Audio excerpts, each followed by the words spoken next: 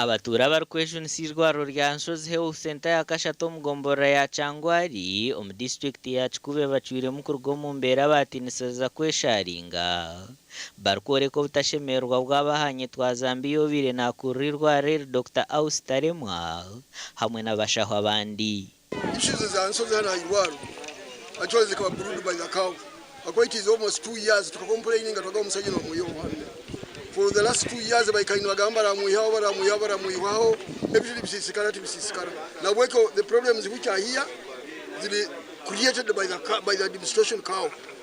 Abaturano bagira ngo abakazi benda babire no batwarizwa kubi emibazi makiriniki gabo ebitanda by'abarwira abashaho nibyo barikuraraho hamwe n'enshonga ezindi nyingi. Abanasi bano tubakira kutora ibyo baresire omuntu babiri batemire saa ina tukutayika hano saa mwenda bamazire kuyika hano yatandika kutujuma.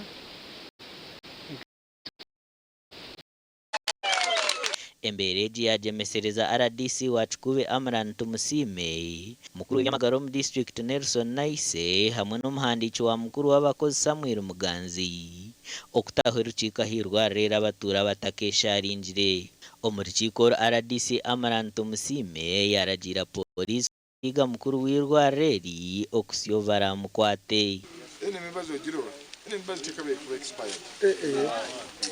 at least umbaini nsoma no take away expired ukati abo omubembezi obubi bwirwa rulira ya Nsozi imibazi baginaga bunaga mukorole kisaka kintu cyona lituli ebitabo ebyabaruwayiri bo doctor akireta ndichakubyama mu rumu abanasi bone ebitabo byabaruwayiri abanasi nuko kubyamiramu. Nelson Naise orumukuru w'ebyamagara nagera ngo neco busasi kandi rwa rero barehereza omuntu ndijo rije ko banarukura ubwe barinzire ko tukucwera mu Austaremwa.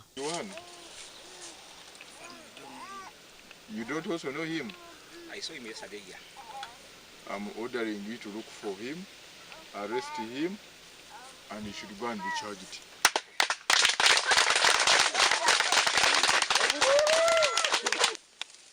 It's regrettable that the in-charge has abused office, given the indicators here, all of us can see.